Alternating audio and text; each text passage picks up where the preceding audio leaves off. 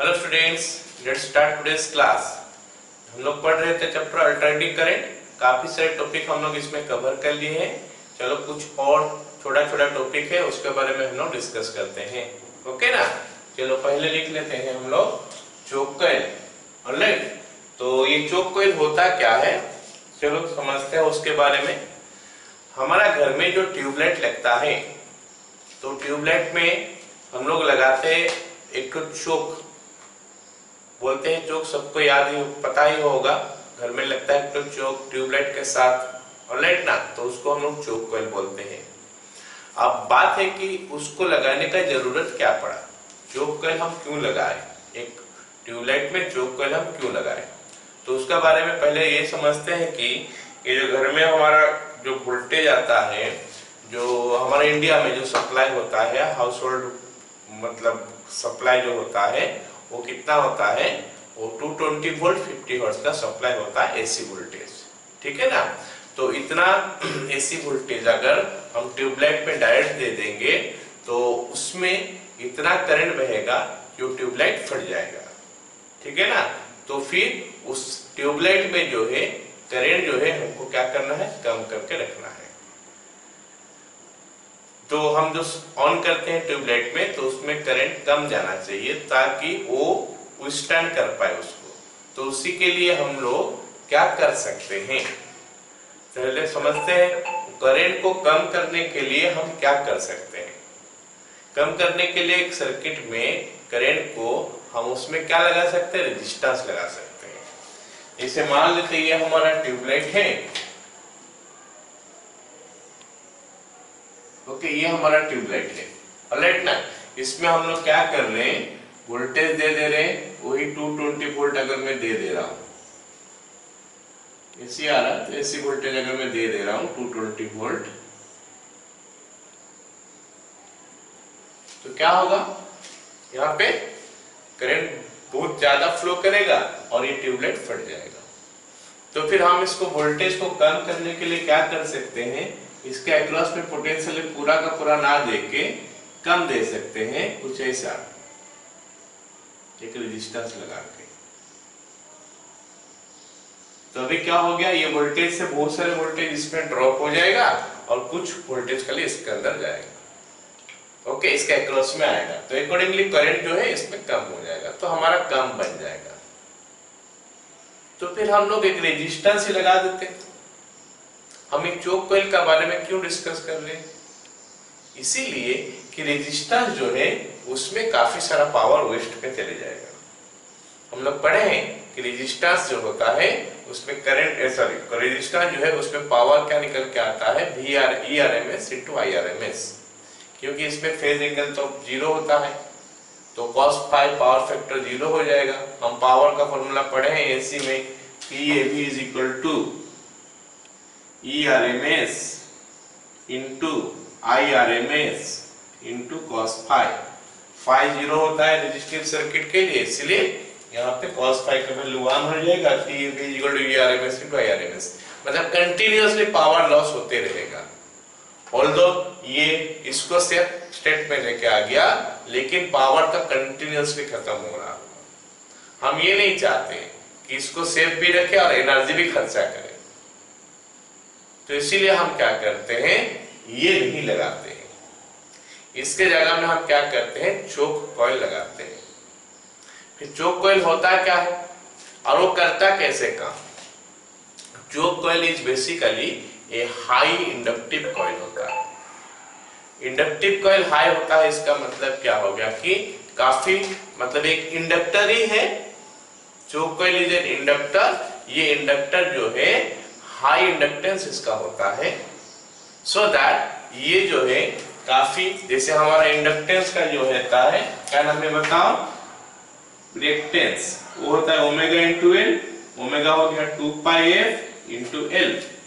तो एल का वैल्यू ज्यादा हो जाएगा तो एक्सएल का वैल्यू ज्यादा हो जाएगा, तो यहाँ पे जो चोक कॉइल है उसमें काफी सारे रिएक्टेंस या फिर रेजिस्टेंस आ जाएगा, वो काफी सारे वोल्टेज को खा जाएगा। बाकी जो बच गया उसके अक्रॉस में काफी वोल्टेज आ जाएगा और बाकी जो है इसमें चले जाएगा, हमारा प्रॉब्लम सॉल्व हो जाएगा। So that is why we are using choke coil. अच्छा, उसमें फिर वो बनता कैसे है, कैसे उसका कंस्ट्रक्शन होता है? तो एक्चुअली चोक कॉइल क्या होता है? इट इज नथिंग बट क्या होता है, एक तो लेमिनेटेड कोर, सॉफ्ट आयरन और सॉफ्ट आयरन कोर होता है, उसका अंदर में हम लोग क्या करते हैं, thick wire, thick copper wire, okay, तो उसको हम ऊन कर देते हैं tightly and huge number of turns will be there, okay. और ये जो आयरन कोर होता है ये सॉफ्ट होता है और लेमिनेटेड रहता है। सॉफ्ट आयरन कोर का काम क्या होता है, सदा इसमें इंडक्टिव इफेक्ट काफी ज्यादा आ जाए, तो इसको इंडक्टेंस जो है वो बढ़ जाए, ओके, तो इसीलिए हम वो यूज करते हैं। लेकिन ये तो हम थ्योरेटिकली बता दिए कि इंडक्टेंस है इसका, एक्सेल इंडक्टेंस के बारे में हम क्यों सोच रहे हैं, क्योंकि इसमें कुछ पावर लॉस होता नहीं है, क्योंकि पता है कि फाई का वैल्यू वहां पे 90 डिग्री हो जाता है वोल्टेज और करंट में, तो फाई का वैल्यू 90 डिग्री हो जाएगा तो power loss will be 0। But practically तो ऐसा होता नहीं है, क्योंकि जब हम इंडक्टर बनाते हैं वो तो कॉपर वायर से बनाते हैं, कॉपर वायर से बना रहे हैं, तो कॉपर वायर से जब बना रहे हो तो कॉपर वायर का भी कुछ रेजिस्टेंस आएगा, तो इसका मतलब है कि यहाँ पे क्या है जो एक्सेल तो नहीं आएगा, जेड आएगा। मतलब ये जो हम सोच रहे थे कि ये खाली इंडक्टर ले ले, तो इंडक्टर नहीं होता, उसके साथ कुछ रेजिस्टेंस भी आता है। तो हमको पता है कि रेजिस्टेंस अगर आ गया तो हमारा सर्किट जो है आरएल सर्किट बन गया, और आरएल सर्किट में जेड का वैल्यू होता है क्या, मतलब जो उसको बोलते हैं इंपेडेंस बोलते हैं, उसका वैल्यू क्या होता है, R square plus XL square root over. तो जेड का वैल्यू हो गया फिर R square plus XL square, XL हो गया हमारा ओमेगा एल का स्क्वायर। तो हमारा एम क्या है कि इसमें करंट कम रहे, इसमें कम करंट रहने के लिए मैं एक तो मान लेते हैं इंडक्टर जैसा बना देता हूं यहाँ पे कुछ ऐसा, ओके, थोड़ा सा रेजिस्टेंस इसमें जोड़ देता हूं, तो ये हो गया हमारा चौकोर, ओके। तो Z is equal to R square plus omega L का स्क्वायर। अब बात हो गया कि Z का वैल्यू को ज्यादा करना है ताकि इसके अक्रॉस में काफी सारा वोल्टेज आ जाए और इसमें कम वोल्टेज है ताकि करंट इसमें कम फ्लो करे और ये सेफ रहे। तो Z का वैल्यू बढ़ाने के लिए या तो R का वैल्यू बढ़ाएंगे या फिर इसका वैल्यू बढ़ाएंगे, लेकिन R वैल्यू बढ़ाएंगे तो फिर से वहां पे पावर का वेस्टेज हो जाएगा, तो इसलिए R का वैल्यू हम ज्यादा नहीं कर सकते, इसलिए हम L का वैल्यू को ज्यादा करते हैं। दैट इज द रीजन हम बोलते हैं कि हाई इंडक्टिव कॉइल, ओके। ये हो गया हमारा कॉन्सेप्ट, ऑलराइट ना। और ये जब लग जाएगा उसके ऊपर तो यहाँ पे हमारा ERMS into IRMS into cos phi हो गया, और cos phi का वैल्यू सबको पता है क्योंकि tan phi होता है हमारा क्या क्या होता है, tan phi omega L by R होता है, ओके। तो cos phi उसमें से हम निकाल सकते हैं, cos phi will be ये P by H होता है तो R by root under what R square plus omega L का स्क्वायर, ये हमारा cos phi का वैल्यू हो जाएगा, मतलब इसके साथ ये वाला चीज जुड़ जाएगा। सो इतना ही पावर वहां से कंज्यूम होगा, ओके। मिनिमाइज हो गया, पूरा जीरो तो नहीं हो सकता, लेकिन R को हम मिनिमम रखें, ओके। चलो लिख लेते हैं, okay, write down.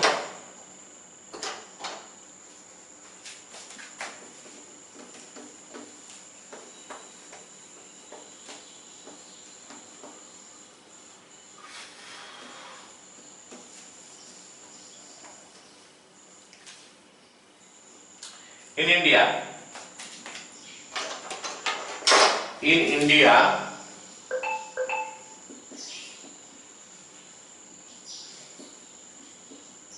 the AC voltage supplied is at 220 volt 50 hertz. The tube lights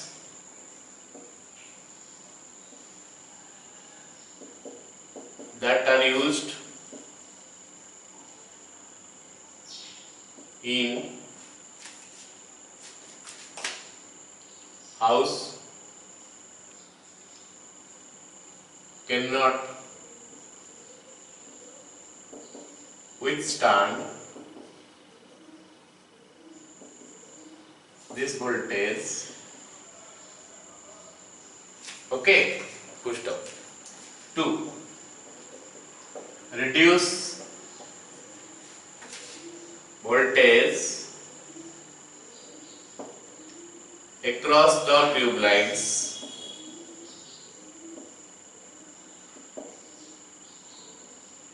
we can connect resistor, high register लिख सकते हो, in series with the tube lights. Although it will solve the voltage across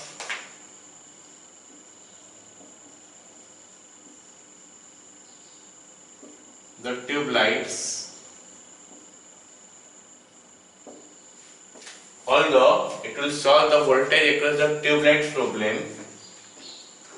but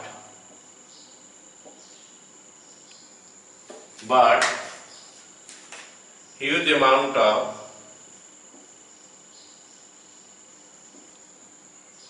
power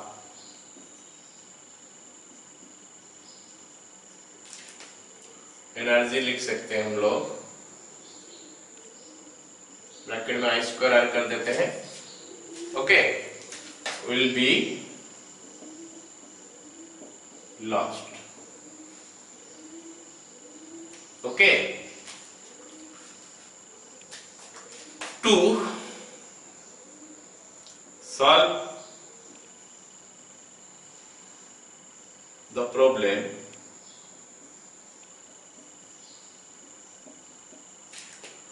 we can use high inductive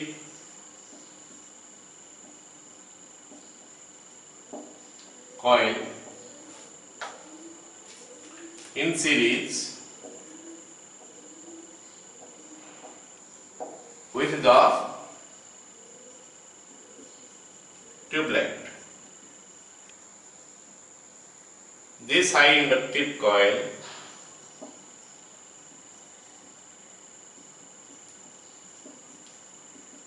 is called choke coil. This high inductive coil is called choke coil. Alright, तो इस लिख सकते हैं. उसके बाद it is made up of thick copper wire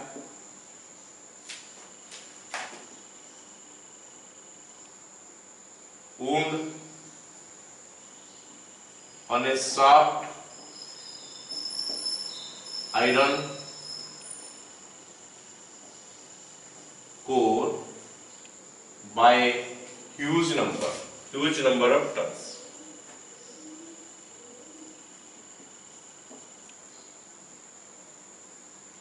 Tightly,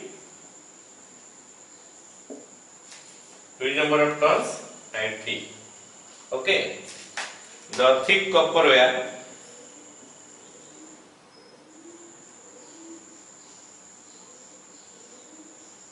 reduces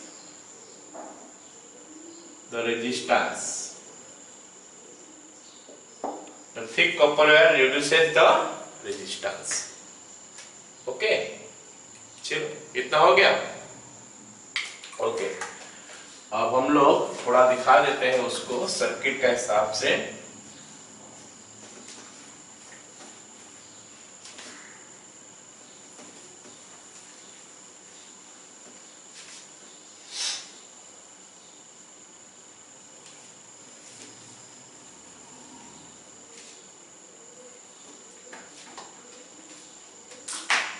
ये हो गया हमारा ट्यूबलाइट मान लेते हैं.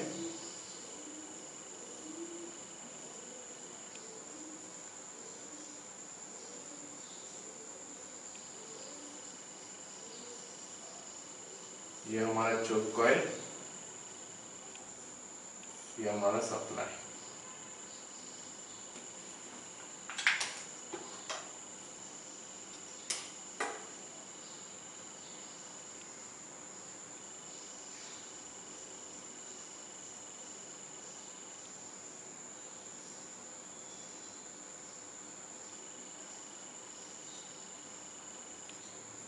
Alright,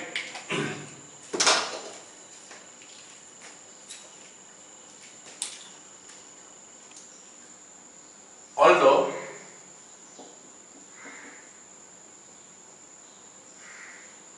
theoretically we need a pure inductor, but practically it is not possible, as inductor is also made up of wire which must have some resistance. तो inductor का अपना कुछ रेजिस्टेंस होगा, मतलब वायर का। Alright, so this is L suppose, this is R suppose, therefore the impedance so a practical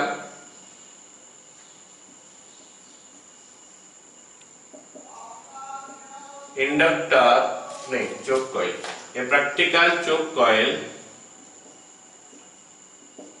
is nothing but a series RL circuit, series RL circuit। Okay, अब हम देखते हैं कि इसका इंपेडेंस कितना आता है। ठीक है, impedance of the choke coil is Z is equal to R square plus omega L square root over, that is equal to R square plus omega square L square root over. To keep Z large, R small, we have to make L large, XL large कर सकते हैं, XL large, that is L large.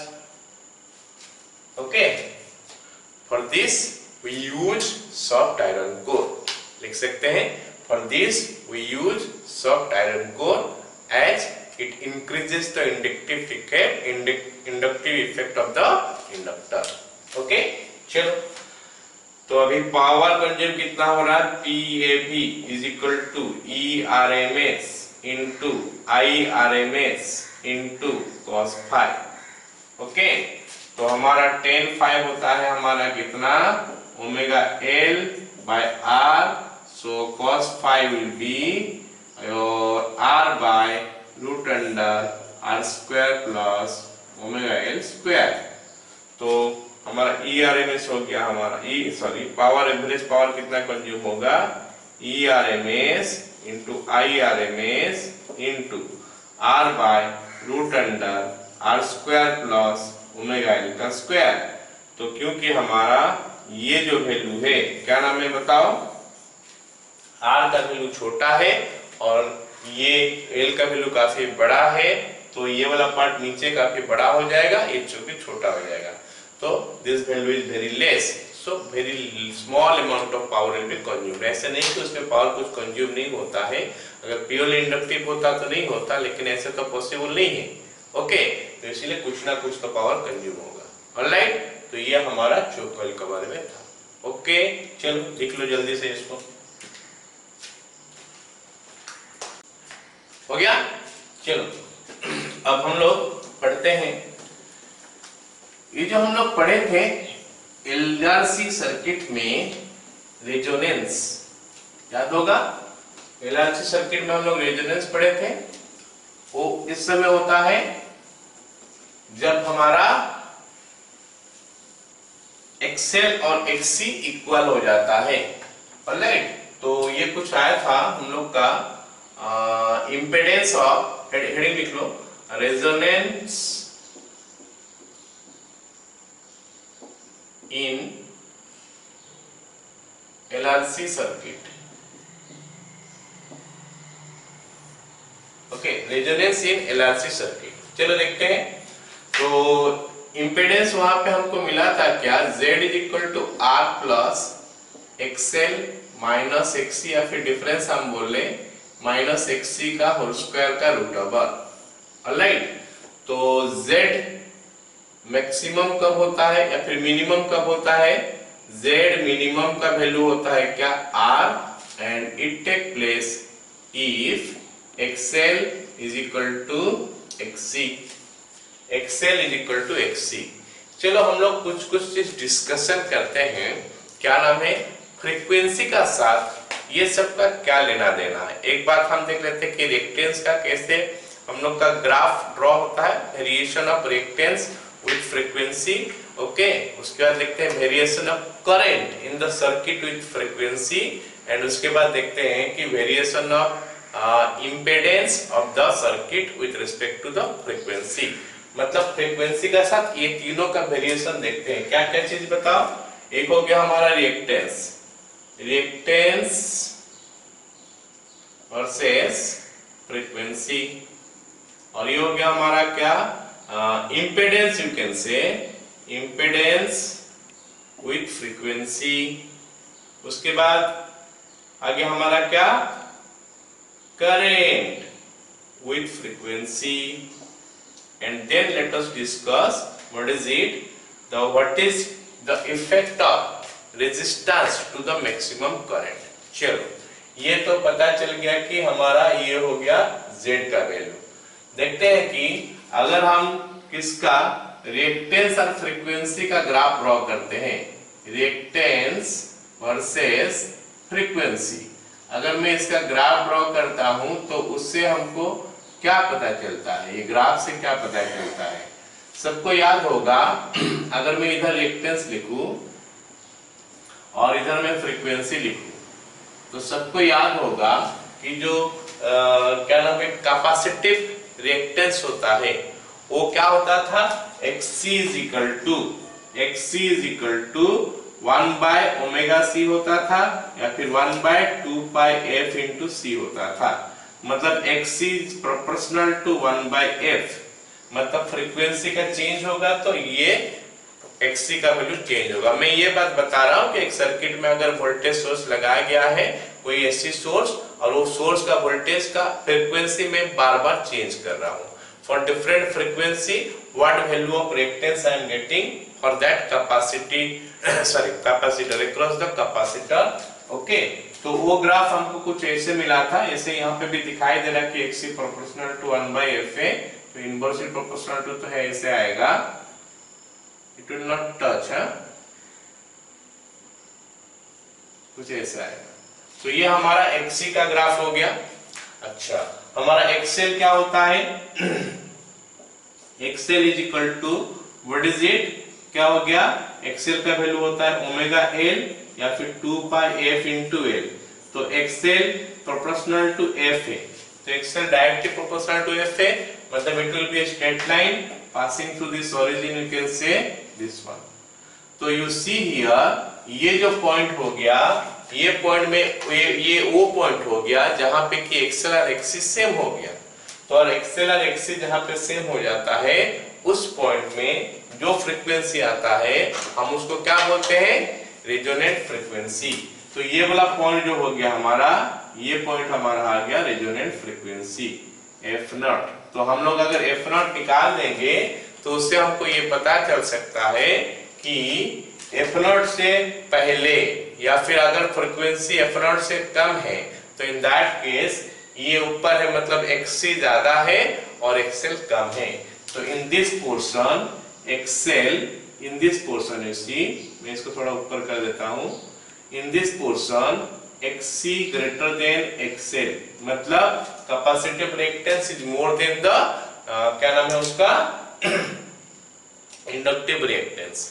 Alright, और अगर मैं बात करूं F not का आगे, एफ नॉट का आगे अगर मैं बात करूं इन that case XL greater than एक्ससी। तो अगर हमको एफ नॉट पता चल गया तो पता चल जाएगा कि कहां पे कौन ज्यादा है कौन कम है। क्लियर, एफ नॉट में दोनों सेम हो गया। ये हो गया रिएक्टेंस वर्सेस फ्रीक्वेंसी का ग्राफ। अब हम देखते हैं कि इंपेडेंस वर्सेस फ्रीक्वेंसी का ग्राफ क्या है। तो क्या हमारा इंपेडेंस एक सर्किट का कांस्टेंट रहता है, ये फॉर्मूला बोल रहा है कि Z = R² plus XL minus XC का होल स्क्वायर, या फिर XL डिफरेंस XC का होल स्क्वायर। तो क्योंकि ये XL और XC फ्रीक्वेंसी के ऊपर डिपेंड करता है तो Z फिर कांस्टेंट नहीं रहता है। ओके, तो इन दैट केस हम क्या करेंगे, ग्राफ ड्रॉ करते हैं, पता चलेगा रिएक्टेंस वर्सेस फ्रीक्वेंसी खत्म। अब हम लोग लिखते हैं कि impedance versus frequency, impedance versus frequency, impedance versus frequency का ग्राफ कैसे आता है देखते हैं। ये हो गया हमारा इंपेडेंस, इधर हमारा इंपेडेंस आ गया और इधर हमारा फ्रीक्वेंसी आ गया। इन that case the graph is coming something like this. बोलोगे सर ये कैसा हो रहा, क्या हो रहा है?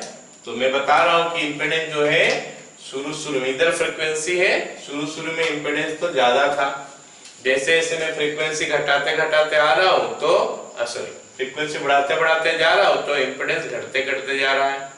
कोई एक पर्टिकुलर फ्रीक्वेंसी में जो है इंपेडेंस सबसे कम हो जाएगा, एंड ये ऑफ कोर्स हमारा रेजोनेंट फ्रीक्वेंसी है, इसमें इंपेडेंस सबसे कम हो जाएगा, इसका वैल्यू होता है क्या, R, मतलब यहां से यहां तक R है, ये इंपेडेंस कम हो गया।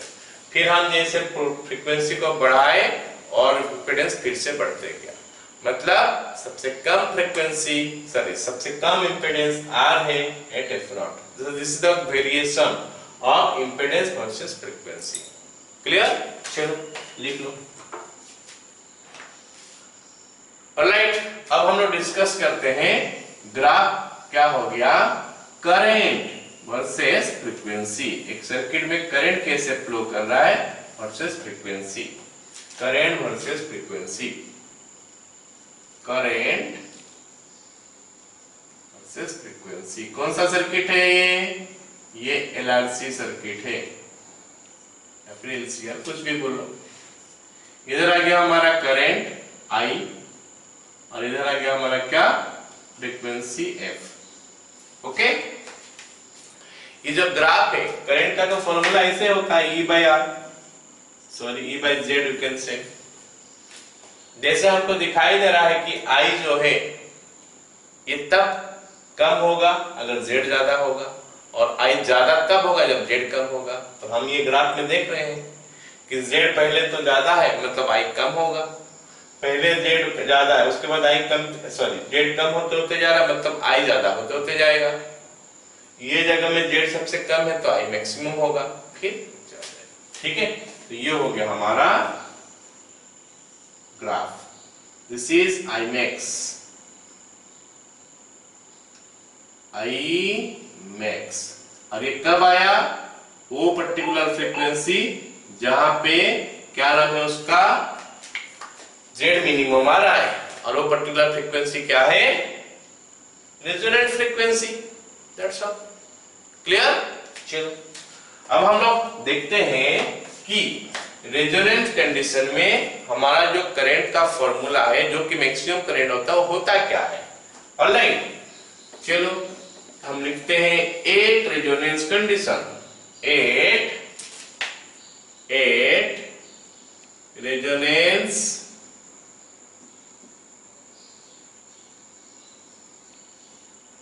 XL is equal to XC, therefore Z is equal to R square plus XL minus XL का होल स्क्वायर रूट ओवर या फिर Z is equal to R, therefore I max जो होता है E by R, ये बोलो I max is equal to E by R। अब मतलब क्या हो गया कि मैक्सिमम करंट जो है वो उसका वैल्यू मतलब उसमें से तो पता चला कि मैक्सिमम करंट का फ्लो करेगा XL is equal to XC होने से, लेकिन मैक्सिमम करंट का वैल्यू जो है उसको डिटरमिन नहीं करता है। कौन डिटरमाइन नहीं करता है? XL और XC। मैक्सिमम करंट का वैल्यू जो है वो डिटरमाइन करता है कौन? R। मतलब अगर हमारा R का वैल्यू कितना हो गया 40 हो गया तो मैक्सिमम करंट जितना फ्लो करेगा, अगर R का वैल्यू 20 हो गया तो मैक्सिमम करंट उसका डबल हो जाएगा। ओके, तो अगर मैं ग्राफ ड्रॉ करूं दो अलग अलग फ्रीक्वेंसी के लिए, ये तो हो गया हमारा क्या I वर्सेस फ्रीक्वेंसी। अभी भी हम फिर से वो ग्राफ ड्रॉ करेंगे लेकिन दो अलग अलग रेजिस्टेंस के लिए, तो ग्राफ कुछ ऐसे आने वाला है। तो in that case something like this is one of the graph, we can say another graph you will get something like this। ये हो गया अलग अलग रेजिस्टेंस के लिए something like this। इसका मतलब क्या हो गया यहाँ पे कि F0 में फिर से मैक्सिमम करंट आया। ये रेजिस्टेंस मान लेते हैं R का साथ था, ये रेजिस्टेंस 2R का साथ था। मतलब अगर R रेजिस्टेंस में लूंगा तो ये तीसरा ग्राफ हो गया, ठीक है ना? ओके, ये R रेजिस्टेंस अगर आ गया तो उस समय करंट तो फ्लो करेगा इस सिचुएशन में फ्रीक्वेंसी के साथ। फ्रीक्वेंसी चेंज होते जाएगा तो करंट ऐसे चेंज होते जाएगा। F0 फ्रीक्वेंसी में मैक्सिमम करंट आ गया ये, ऑलराइट। देन डिक्रीजेस अगर फ्रीक्वेंसी और बढ़ा दिया। उसके बाद अगर मैं उस सर्किट में जो रेजिस्टेंस है वो रेजिस्टेंस में R के जगह में 2R लगा देता हूं, इन दैट केस कितना हो जाएगा? करंट तो ऐसे ही होगा शुरू, ये जैसे शुरू में था, लेकिन कम होगा, इससे कम होगा। उसके बाद बढ़ाते गए रेजिस्टेंस फ्रीक्वेंसी, तो करंट भी बढ़ते गया becomes maximum at resonant frequency, then it decreases।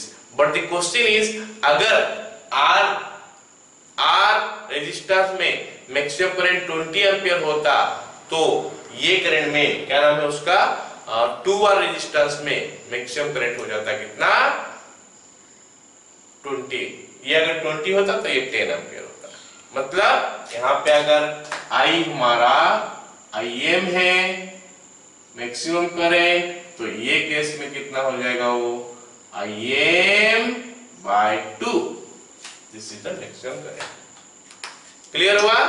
तो ये कंक्लूजन सब हम ड्रॉ कर पा रहे हैं अगर एक LRC सर्किट है और वो LRC सर्किट में क्या रेजोनेंट कंडीशन या फिर फ्रीक्वेंसी का साथ ये सब तो वेरिएशन क्या है। क्लियर हो गया इतना? चलो लिख लो इसको।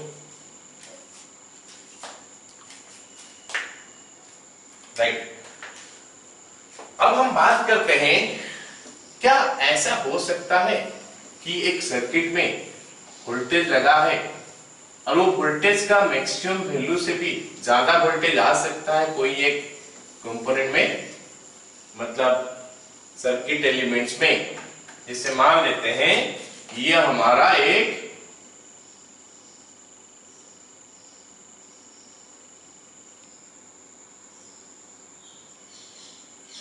LRC सर्किट है ना।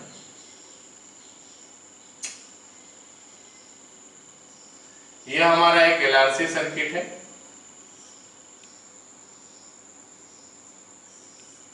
इस सर्किट के अक्रॉस में क्या किया, एक वोल्टेज लगाया या फिर सोर्स लगाया। इसका मूल्य मान लेते हैं पीक वोल्टेज जो है वो होगा 220 वोल्ट, 100 वोल्ट। सोच लो कि 100 वोल्ट पीक का हमें वोल्टेज सोर्स लगा दिए, एसी सोर्स है, पीक का 100 वोल्ट है। ये रेजिस्टेंस हो गया मान लेते हैं हमारा 10 ओम, ऑलराइट। और जो फ्रीक्वेंसी का मैं लगाया वो रेजोनेंट फ्रीक्वेंसी का कंडीशन है मान लेते हैं। रेजोनेंट कंडीशन में ये दोनों का रेजिस्टेंस सेम होता है रिएक्टेंस। तो मान लेते हैं इसका हो गया कितना से 15 ओम, इसका भी हो गया 15 ओम। ओके, इन दैट केस देखते हैं कि इसका एक्रॉस में वोल्टेज कितना है, इसका एक्रॉस में वोल्टेज कितना है, इसका एक्रॉस में वोल्टेज कितना है। क्योंकि रेजोनेंट कंडीशन है तो करंट जो हो गया I बाय R आ जाएगा, I by E by R आ जाएगा। E का वैल्यू बोलने से E नॉट हम लिख लेते हैं ना, E नॉट हो गया हमारा कितना 10 100 बाय R का वैल्यू हो गया कितना 10, that is equal to 10 ampere. तो इसमें करंट जो है फ्लो किया 10 एम्पियर। ओके, अच्छा अभी देखते हैं कि रेजिस्टर के अक्रॉस में कितना वोल्टेज आ रहा है। VR is equal to I into R, that is equal to 10 into 10 is equal to 100 volt. इसका मतलब ये सारे का सारा वोल्टेज यहाँ पे आ गया। क्या इसमें वोल्टेज नहीं आएगा, देखते हैं क्या है। सो मान लेते हैं VL हो जाएगा I इंटू XL। I का वैल्यू 10 है, XL का वैल्यू है कितना 15, तो 150 वोल्ट। हाँ, यहाँ पे भी मतलब वोल्टेज आ गया। ओके, अब इसमें देखते हैं कितना आ रहा है। VC I into XC is equal to 10 into 15 again is equal to 150 volt. इसका मतलब है कि हम अगर LRC सर्किट देखते हैं, LRC सर्किट में तीनों में वोल्टेज आ सकता है और इनमें वोल्टेज तो इससे भी ज्यादा आ सकता है जो हम दे रहे हैं। That is possible in LRC circuit. Okay ना, लेकिन ये वोल्टेज अपने आप को कैंसिल कर दे रहा है क्योंकि एक तो इधर जा रहा है, एक इधर जा रहा है, एक ऊपर जा रहा है, एक नीचे जा रहा है, तो they will cancel each other. तो नेट वोल्टेज इस थ्रू में, इसका थ्रू में अगर देखेंगे तो इट इज कमिंग 100 वोल्ट, जो कि ये है, इससे ज्यादा तो हो नहीं रहा है। इफेक्टिव जो है मतलब जो रिजल्टेंट है, the resultant is always counted, her individual के तो जरूरत है नहीं। ओके ना, रिजल्टेंट जो है वही निकालना है, वो हमारा इतना आ गया। क्या इतना ज्यादा या फिर बहुत ज्यादा भी हो सकता है, हो सकता है बहुत ज्यादा। मान लेते हैं रेजिस्टेंस हम दे दिए 2 ओम, सपोज ये रेजिस्टेंस 2 ओम दे दिए, तो करंट तो हो गया 100/2 50 एम्पियर। तो इसमें कितना आ जाएगा 15 इंटू 50 750 वोल्ट, इसमें भी 750 वोल्ट हो जाएगा, but effective is 100 again.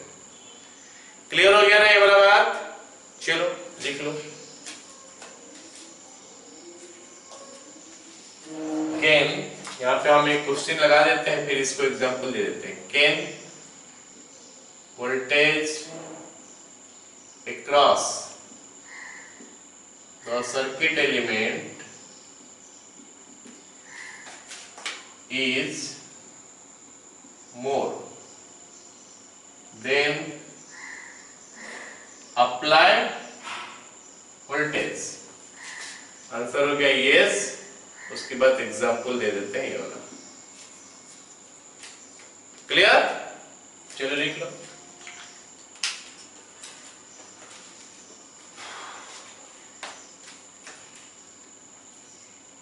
Okay, next let us come to another topic, that is what we call LC oscillation। हम क्या बोलते हैं इसको? LC oscillation। तो LC oscillation क्या होता है देखते हैं। चलो ये भी मिटा रहा हूं ना।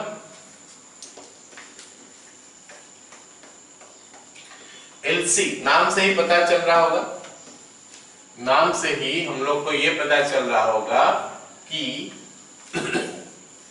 क्या नाम है, ये L सर्किट होगा, L और C ये दोनों को मिला के ये सर्किट बन रहा होगा। ठीक है ना, तो देखते हैं क्या है इसमें LC ऑसिलेशन।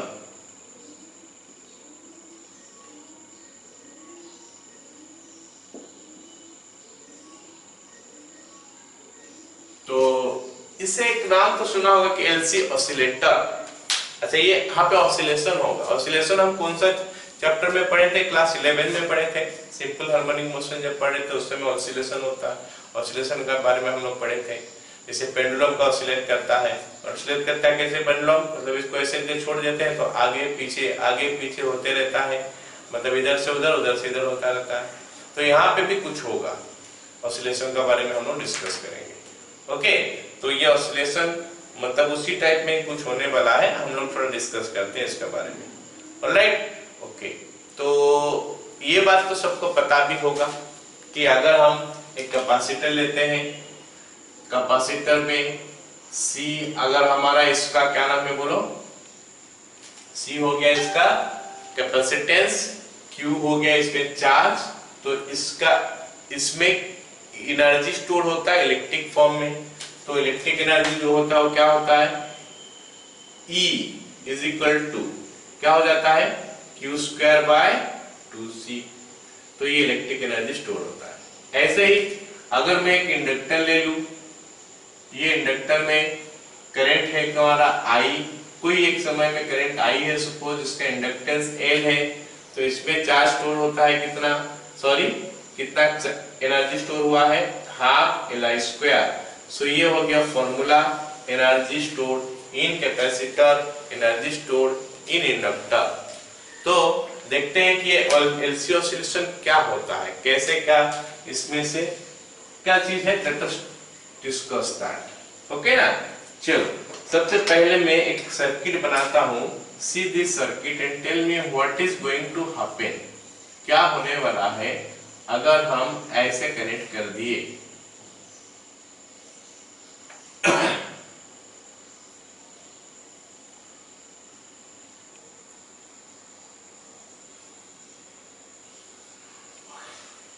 ओके, यही सिचुएशन पहले देखते हैं ना, ये सिचुएशन C है, ये हमारा डीसी वोल्टेज है,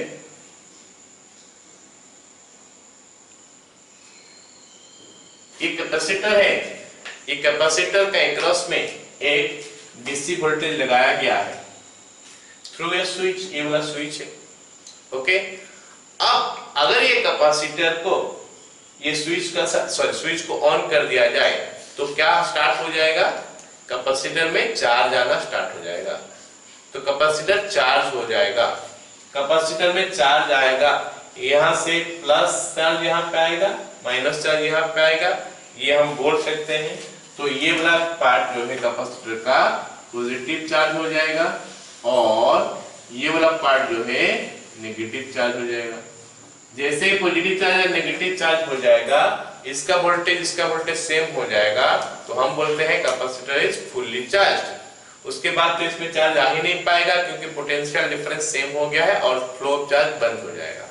ओके, तो the capacitor is fully charge, क्योंकि यहाँ पे पॉजिटिव चार्ज, यहाँ पे नेगेटिव चार्ज है, तो इसके अंदर में एक इलेक्ट्रिक फील्ड बन चुका है ऑलरेडी। सो ये जो इलेक्ट्रिक फील्ड है दिस इज द एनर्जी, तो मतलब ये इलेक्ट्रिक फील्ड का फॉर्म में एनर्जी स्टोर करता है, जिसका वैल्यू हो गया कितना, Q²/2C। This is what is going to happen. अब सोचो कि ये सर्किट का साथ में ये सर्किट भी लगा लूं, ये क्या है, एक इंडक्टर है, तो ये इंडक्टर जो है इसमें मैं लगा देता हूं कुछ ऐसा। ओके, अब ये जो पॉइंट 1 है, जो स्विच का ऊपर वाला पॉइंट है 1, तो अगर मैं 1 से ये स्विच को नीचे लाकर 2 में कनेक्ट कर दूं तो अगर मैं इसको लाके यहाँ पे कनेक्ट कर दूं तो ये तो ब्रेक हो जाएगा, ये ऊपर वाला पार्ट तो ब्रेक हो जाएगा। तो ऊपर वाला पार्ट ब्रेक होते ही हमारा सर्किट कुछ ऐसा हो जाएगा। अभी ये हमारा कैपेसिटर है और ये हमारा इंडक्टर है। तो अब इसमें क्या हो सकता है, क्या हो रहा है इसका आगे, लेट अस सी दैट कि क्या हो सकता है इसमें। ये इधर कनेक्ट हो गया, इधर C है, इधर L है, ये L है। ओके, इधर हमारा पॉजिटिव चार्जेस है और इधर हमारा नेगेटिव चार्जेस है। अब हमारा क्या हो सकता है देखते हैं। क्या होगा कि ये इंडक्टर है, ये कैपेसिटर, इसका कनेक्शन तो हो चुका है, ऑलराइट, मतलब चार्ज फ्लो करना स्टार्ट कर देगा। चार्ज फ्लो करना क्यों स्टार्ट करेगा, क्योंकि चार्ज हमेशा एक रास्ता खोजता है, अगर उसको रास्ता कहीं पे मिला वो फ्लो करना स्टार्ट हो जाता है। तो चार्ज हमारा यहाँ से फ्लो करना स्टार्ट होगा। अच्छा बताओ, अगर चार्ज फ्लो करना स्टार्ट होगा, इन दैट केस इसका जो चार्ज है वो क्या होगा, घटेगा ना बढ़ेगा? Of course decreases and at the same time इसका चार्ज तो डिक्रीज कर रहा है, चार्ज डिक्रीज कर रहा है मतलब you can see Q decrease कर रहा है, मतलब E का वैल्यू जो है कम हो रहा है, मतलब इसका इलेक्ट्रिक एनर्जी जो कम हो रहा है। चलो हम डिस्कस करेंगे उसके बारे में। तो यहाँ पे चार्ज कम हो रहा है, यहाँ पे चार्ज कम हो रहा है, एट द सेम टाइम यहाँ पे करंट फ्लो कर रहा है, current is flowing here. Once current is flowing, this is a coil type, solenoid type, तो यहाँ पे क्या बनेगा, मैग्नेटिक फील्ड बनने लगेगा, ठीक है। तो क्योंकि यहाँ पे मैग्नेटिक फील्ड बनेगा तो इंड्यूस्ड ईएमएफ भी बनेगा यहाँ पे, जो कि इसको अपोज करेगा, इसको करंट फ्लो को अपोज करेगा। एनीवे फिर भी करंट यहाँ से ये डिस्चार्ज हो रहा है, करंट यहाँ पे फ्लो करता है और यहाँ पे जो है वो इन फॉर्म ऑफ एनर्जी, क्योंकि मैग्नेटिक फील्ड बना है, जहां पे फील्ड बना मतलब energy, field is nothing but energy, electric field electric energy, magnetic field magnetic energy. क्योंकि मैग्नेटिक फील्ड बन रहा है तो एनर्जी स्टोर हियर, क्योंकि जितना करंट फ्लो करेगा उतना हिसाब से एनर्जी होगा। अब बात हो गया कि सर यहाँ पे क्या करंट एक साथ नहीं फ्लो करता है मैक्सिमम?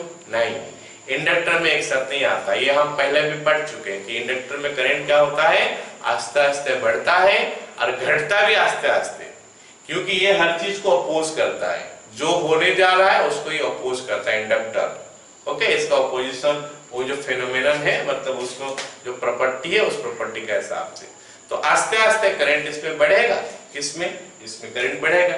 जैसे जैसे करंट बढ़ते जाएगा इसका मैग्नेटिक फील्ड भी बढ़ते जाएगा, इसका बैक ईएमएफ भी बढ़ते जाएगा, तो ये मैक्सिमम हो जाएगा, करंट आस्ते आस्ते मैक्सिमम हो जाएगा।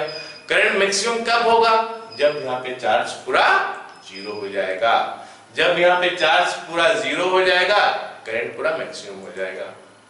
अच्छा, करंट मैक्सिमम होने के बाद होगा क्या, ये इलेक्ट्रिक एनर्जी जीरो हो चुका है, मैग्नेटिक एनर्जी मैक्सिमम हो चुका है, उसके बाद क्या होगा, क्या करंट बंद हो जाएगा, क्योंकि यहाँ पे तो चार्ज है, यहाँ पे चार्ज नहीं है, करंट बंद हो जाएगा क्या, नहीं, सडनली तो ये बंद करने देगा नहीं, कौन, ये इंडक्टर सडनली करंट को बंद करने नहीं देगा, तो करंट क्या होगा, आस्ते आस्ते आस्ते आस्ते कम होते जाएगा, करंट आस्ते आस्ते कम होते जाएगा, और एट द सेम टाइम जैसे करंट कम होते जाएगा वो क्या होगा, इस डायरेक्शन में करंट फ्लो कर रहा था, मान लेते हैं इस direction along which current is flowing, जैसे आस्ते आस्ते करंट कम होते जाएगा इसका एनर्जी फिर से कम होते जाएगा, इसका एनर्जी कम होते जाएगा क्योंकि करंट फ्लो कर रहा है, तो ये फिर से चार्जिंग होना स्टार्ट हो जाएगा कैपेसिटर, लेकिन डायरेक्शन हो जाएगा क्या, अपोजिट। अभी ये पॉजिटिव ये नेगेटिव था,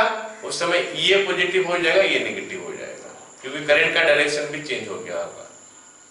ओके, करंट जीरो होके नेगेटिव हो जाएगा, करंट का डायरेक्शन उल्टा डायरेक्शन में चलेगा।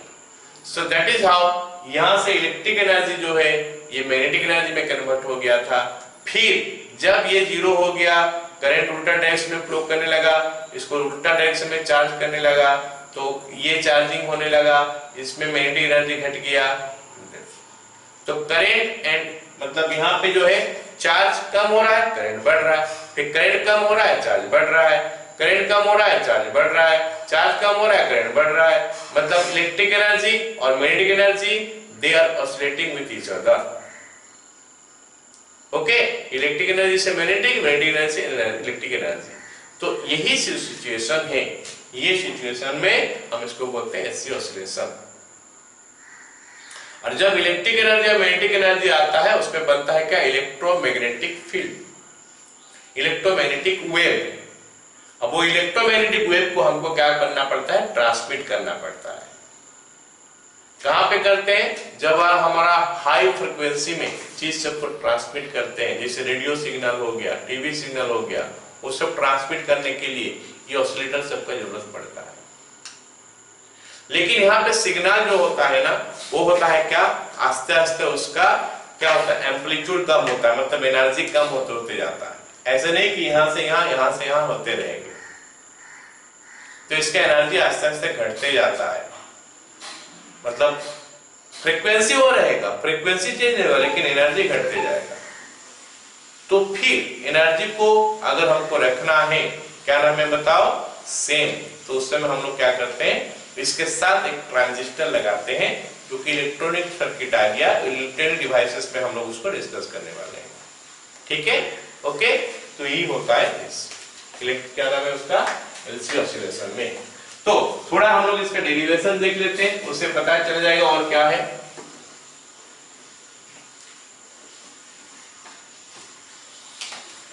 अच्छा, कोई एक समय में जब यहाँ पे चार्ज था Q, ऑलराइट, तो इसमें पोटेंशियल डिफरेंस आ गया क्या, Q बाय C।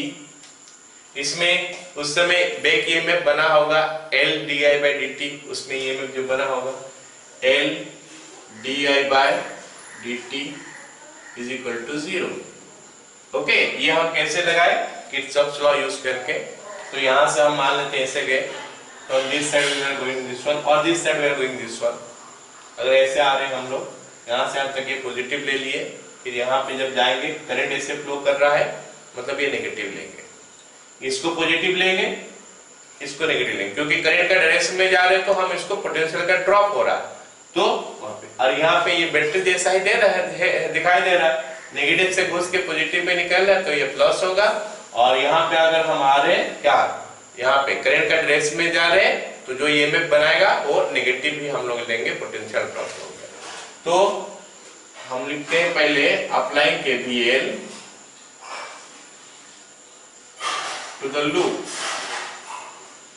क्या हो जाएगा, VL नहीं VC minus VL is equal to 0. This implies Q by C minus L di by dt is equal to 0. Okay? This implies Q by C minus L into d by dt of I is equal to 0. और हम सबको पता है कि I होता है क्या, dq by dt होता है ना, I dq by dt। So you will write, क्योंकि यहाँ पे चार्ज का कम हो रहा है तो माइनस dq by dt हम यूज कर सकते हैं। तो इसका आगे हम कुछ ऐसा लिख सकते हैं, implies q by c minus l into d by dt of minus dq by dt, I is equal to minus dq by dt, negative sign is used as current is decreasing, charge is decreasing, negative sign is used as charge is decreasing। Okay, तो ये बन गया हमारा क्या, Q by C minus plus हो जाएगा L into d square Q by dt square is equal to 0। तो इसको मैं चाहूंगा तो लिख सकता हूं d square Q by dt square plus Q by LC is equal to 0। सही है ना, ओके। अब इसको याद करो कि हम अगर सिंपल हार्मोनिक मोशन में पढ़े थे, d square x by dt square plus omega square x equal to 0। अगर ऐसा इक्वेशन कहीं पे आता है, अगर इस टाइप का इक्वेशन कहीं पे आता है, इन दैट केस हम इसको क्या बोलते हैं, सिंपल हार्मोनिक मोशन में है, ऑलराइट ना। तो ये हो गया हमारा सिंपल हार्मोनिक मोशन जैसा, d square Q by dt square plus Q by LC। तो यहाँ पे x के जगह में, यहाँ पे हम देख रहे हैं Q है, तो x के जगह में Q है, तो ओमेगा स्क्वायर का जगह में कितना हो गया, LC। Therefore omega square is equal to LC, sorry 1 by LC है, गलत बोला था, 1 by LC है, तो omega is equal to 1 by root under LC। तो इससे हमारा फ्रीक्वेंसी पता चल जाएगा। मतलब क्या हो गया कि वो जो ऑसिलेटर था, जो ऊपर वाला कनेक्शन जहां पे नहीं था, वो ऑसिलेटर में जो है एंगुलर फ्रीक्वेंसी इतना मिलेगा, उससे हमको फ्रीक्वेंसी f का वैल्यू निकालना पड़ सकता है, ऑलराइट। तो इसमें क्या होता है कि इलेक्ट्रोमैग्नेटिक वेव बनता है, कहां पे, ये ऑसिलेटर में, इससे वो उससे ये ऐसा ऑसिलेट होते रहता है। क्लियर, चलो ये बन गया। अच्छा, दूसरा चीज क्या है कि इसमें अगर मैं चार्ज का एक्सप्रेशन निकालूं ये जगह में तो क्या निकलता है? यहाँ पे पता होगा जब हम लोग लिखे थे, क्या नाम है बताओ, डिस्प्लेसमेंट का equation x is equal to a sin omega t लिखे थे। तो इसमें भी हम चार्ज का इक्वेशन लिखते हैं q इज इक्वल टू, इसको सॉल्व करने से, पूरा सॉल्व नहीं कर रहे डिफरेंशियल इक्वेशन, कंपेयर करके हम लिख रहे हैं कि q is equal to q naught sine omega t। लेकिन ये थोड़ा प्रॉब्लम वाला चीज हो जाएगा। अगर हम लोग लिखेंगे q is equal to q naught sine omega t, इसका मतलब है t is equal to 0, q is equal to q naught sine 0 हो जाएगा। लेकिन यहाँ पे तो हम लोग जीरो में जब LC का बात करें, इसका बात नहीं कर रहे। LC मतलब ये चार्ज होने का बाद हम LC सर्किट का स्टार्ट किए थे, उस समय तो चार्ज यहाँ पे मैक्सिमम था। तो इन दैट केस हमारा यहाँ पे साइन ओमेगा टी ना करके हम लोग क्या कर सकते हैं, कॉस ओमेगा टी को ले सकते हैं। और हम लोग को पता है कि हम लोग sine omega T cos omega T दोनों इक्वेशनों को ले सकते हैं। और साइन ओमेगा टी यहाँ पे आ नहीं रहा है क्योंकि हमारा वो कंडीशन को सेटिस्फाई नहीं कर रहा। ओके चलो, अगर Q is equal to Q naught cos omega t हो गया, alright, Q is equal to Q naught cos omega t हो गया, तो करंट देखते हैं क्या होता है। Current is equal to minus dq by dt, minus हम लिख ही चुके हैं पहले, होता ही है क्योंकि चार्ज डिक्रीज कर रहा है। तो कितना हो जाएगा माइनस, उसके बाद इसका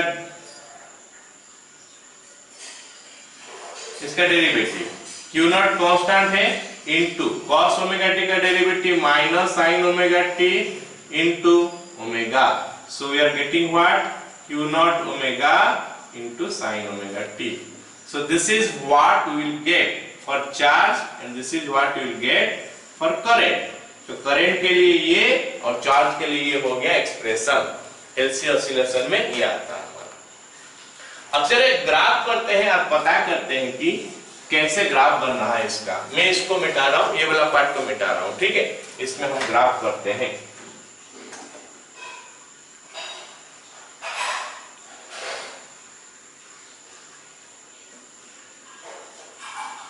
तो ये हो गया हमारा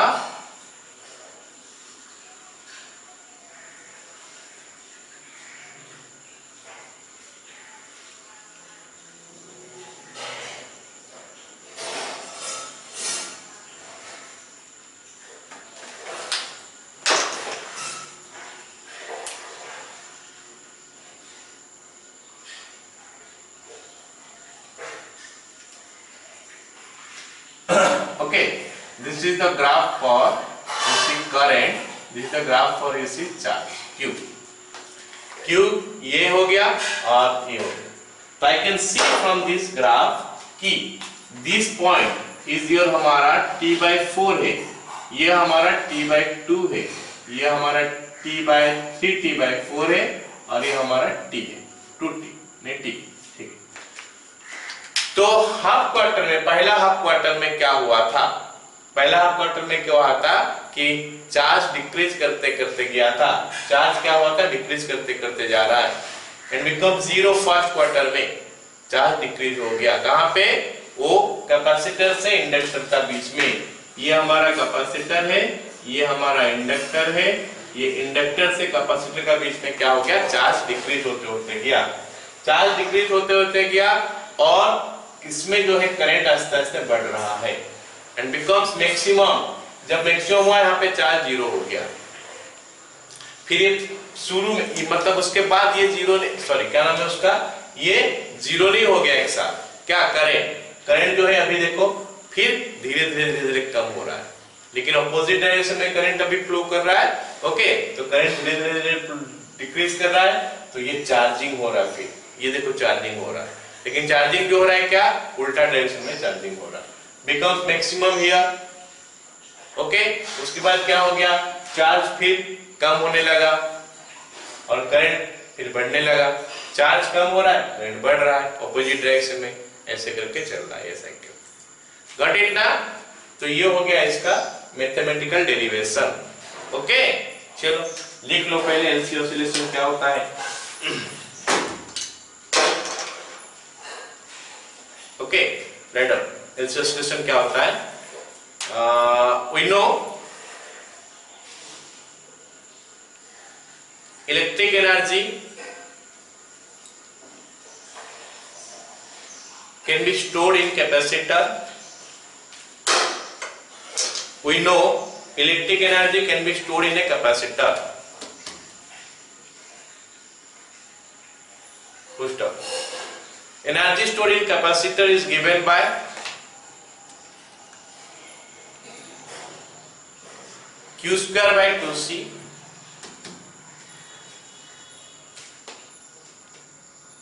where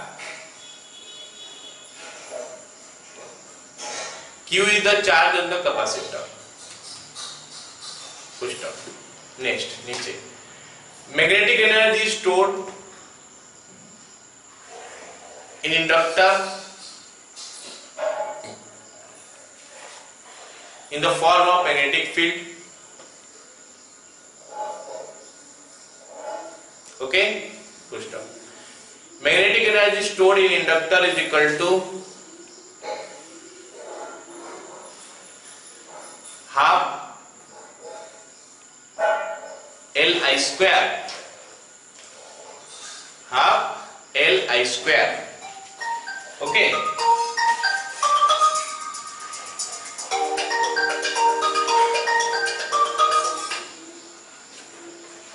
हाफ Li स्क्वायर, ठीक है। उसके बाद लिखो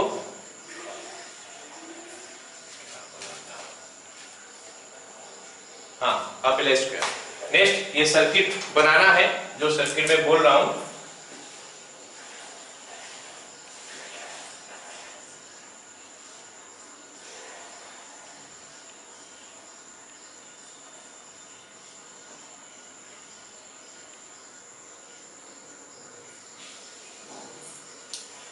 ये वाला सर्किट CL, यहाँ पे वोल्टेज भी लगा दे रहा हूं। Alright, write down. ये सर्किट बनाने के बाद the capacitor C is fully charged by the DC source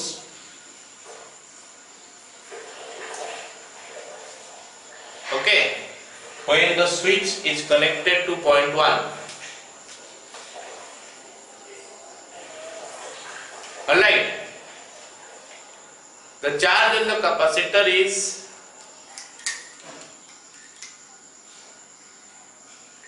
capital Q.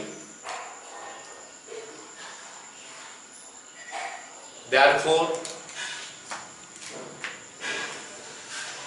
energy stored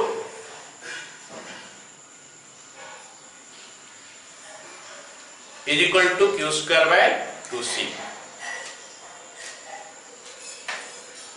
Now the switch is connected to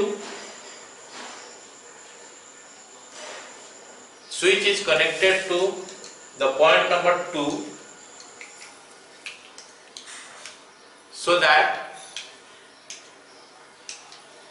we have a LC circuit.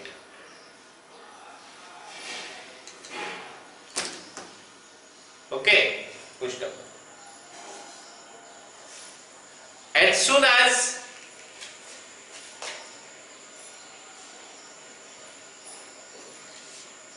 switch is connected to 2,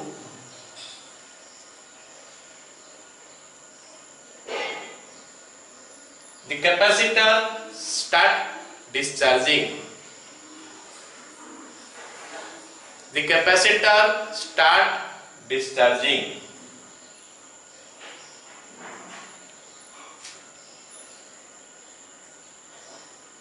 But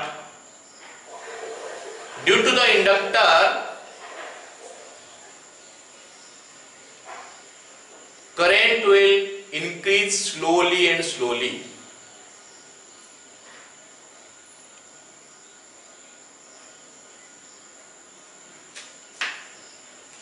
Due to the current,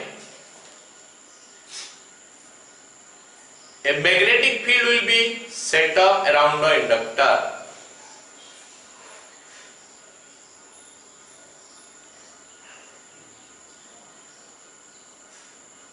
hence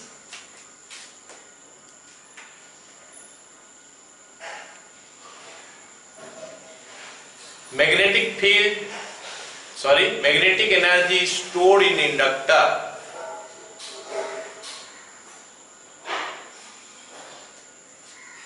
with time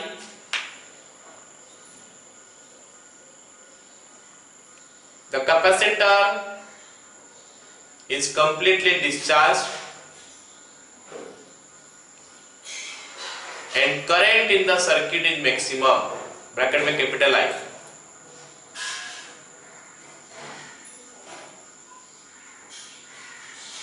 So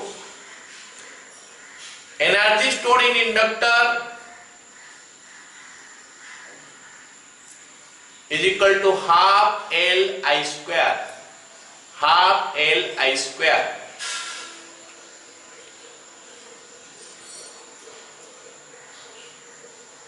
Capital I square. This way, the whole electric energy get converted to magnetic energy.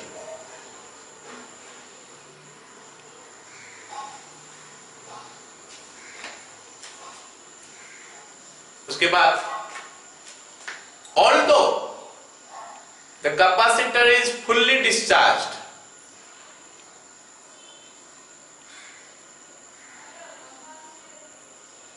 due to the inductor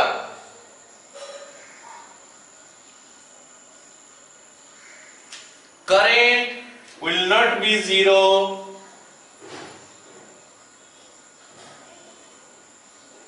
at that moment. It will start decreasing slowly and slowly and charge the capacitor in opposite direction or opposite polarity, you can say.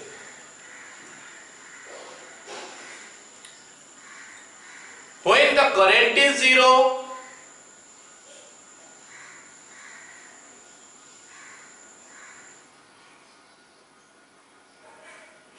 capacitor is, when the current is zero, capacitor is fully charged.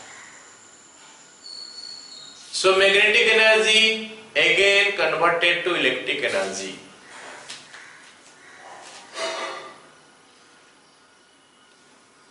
Okay, the process continues and we get an electromagnetic wave.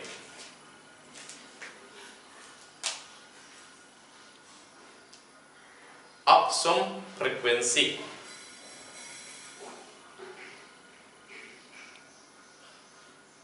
But this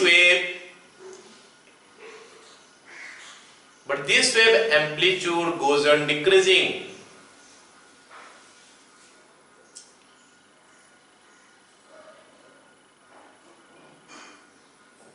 To make it of constant amplitude,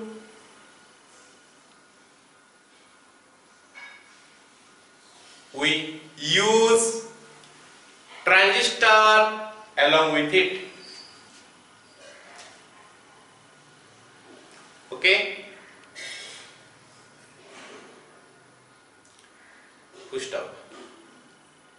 If लिख सकते हैं, if ये बोला, अच्छा ये बोला तो लिखना है, मैं यहाँ पे कहीं पे जगह बना के लिख रहा हूँ. If capital Q is equal to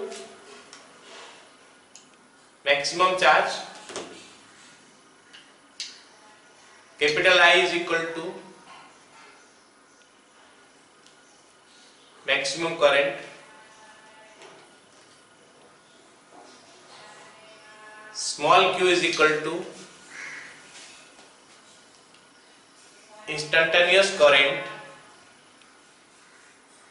and small I is equal to sorry, small q is instantaneous charge and small q is instantaneous current, then we have, कहाँ पे लिखूं, इसको तो लिखना है तुम लोग को, चलो यहाँ पे एक बॉक्स बना के लिख देता हूँ। then we have q square by 2c, मतलब इलेक्ट्रिक एनर्जी मैक्सिमम जो था उसमें, is equal to half Li square, ये मैक्सिमम, ये एनर्जी क्या नाम है उसका, magnetic energy, is equal to q square by 2c, मतलब बीच में कोई एक इंस्टेंट में चार्ज उसमें q है तो electric energy q square by 2c है, plus half Li square, small i हो गया हमारा electric energy, make current, instantaneous current उस दैट में, ठीक है, इतना हो गया, चलो खत्म। अब इसको लिख लो, ये हमारा क्या मैथमेटिकल डेरिवेशन जो है, applying KVL to the loop, ये वाला सर्किट क्या होगा, मैं एक बार और बना देता हूं सर्किट को,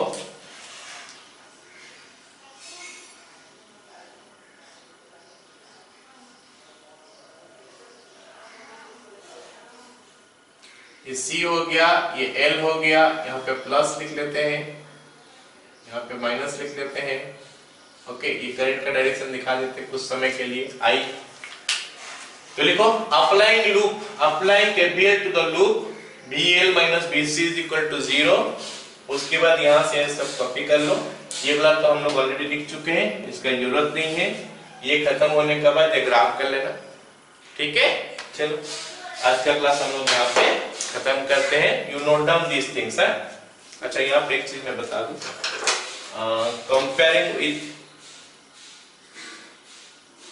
comparing with wave equation, कैसे थे इक्वेशन,